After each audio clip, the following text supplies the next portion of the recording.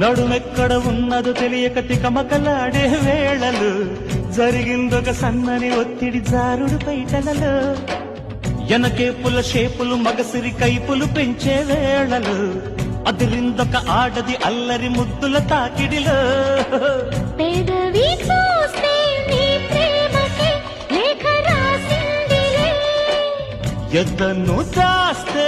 ఏనాటికో ఎత్తుకెడతానులే